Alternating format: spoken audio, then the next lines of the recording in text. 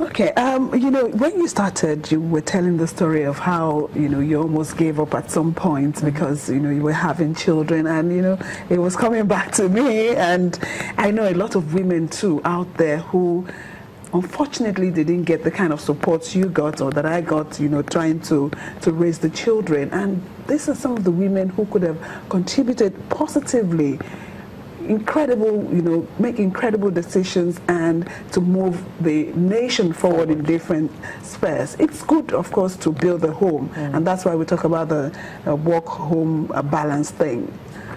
Women who may be going through this right now, that kind of, you know, scenario, who are still thinking, yes, I'd love to do this, but look at the home front.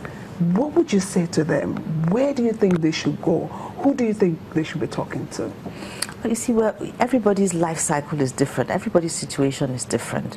What I will say is that there's nothing wrong with actually taking a career break, and if you can afford to.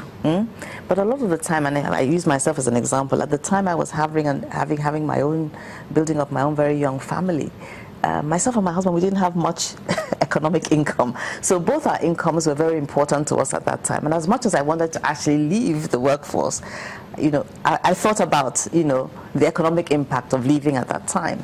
And in thinking about that, you know, even though the pressure was extraordinary, and as I said, it was the mentoring advice that enabled me to stay in the end, I guess one would have managed it somehow or the other. But the truth is that when you're going through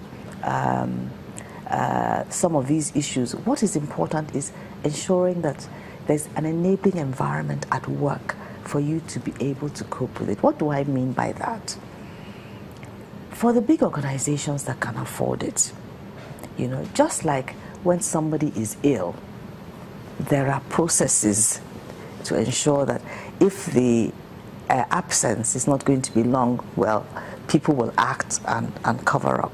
If it's going to become extended, then the organizations take steps to ensure that that vacancy is closed on a temporary basis. You hire temporary staff to do so. So when women are going through the child-rearing ages, you get pregnant, but you don't have the baby overnight. There's a 9-month gestation period, and that enables planning. That enables planning. So you put your policies in place. You say, you know, the period of notice that you can take off work, and you ensure that during that period of absence, when the woman is away, that the position is filled. What is important is that the fact that she has taken maternity leave should not affect decisions concerning her progression. Should not affect whether she should be considered for promotion.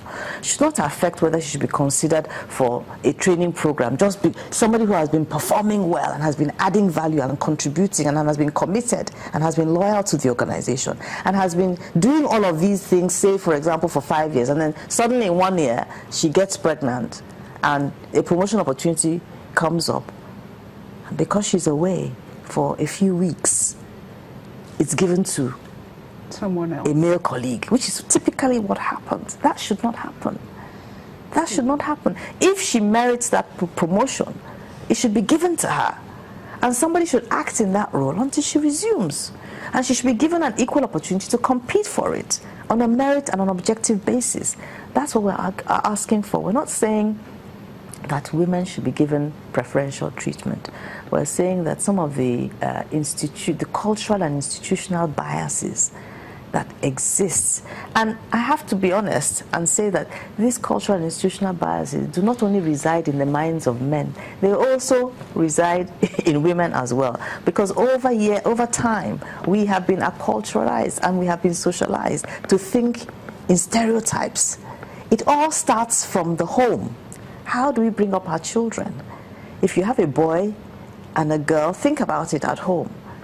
Most of us women, when our husbands have gone off to play football or whatever, we'll say, young lady, come and work with me in the kitchen while I'm cooking.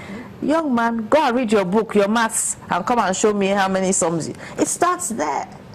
And then it just moves into the workplace. So we women also have a responsibility, as well as the men, to ensure that as we bring up our children, we should ensure that they are both engaged in tasks that will enable them to be whole human beings and persons. Okay, there's you have this thing called Win with WISCAR. Yes. The journey. How's that working out? Well, that's the WISCAR mentoring model that we designed. It's uniquely designed for WISCAR.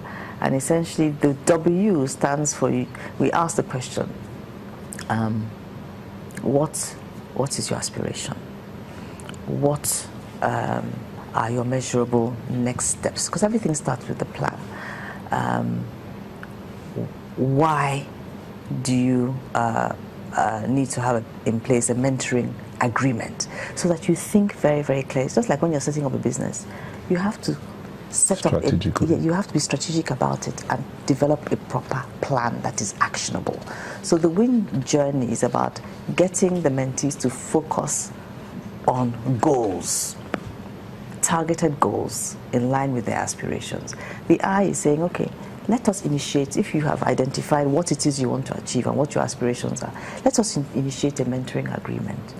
Let us initiate and identify what those measurable outcomes are going to be for you and what those measurable milestones will be for you. And the end is to say, when you get there, what are the actionable next steps? Okay. And how are you going to define success for yourself? Is that part of what led your yearbook focused on developing women to build a better nation? Is that part of what led to that? No, basically the yearbook is about every year reflecting on what we have done in the previous year. Of course, this year was our 10th anniversary. So in developing the book, the brochure for the 10th anniversary, we went down memory lane, over the past 10 years, looking at all the various streams of mentees that we have been able to pass through the program by the grace of God from our, donations and sponsors, because the program is actually free. Okay.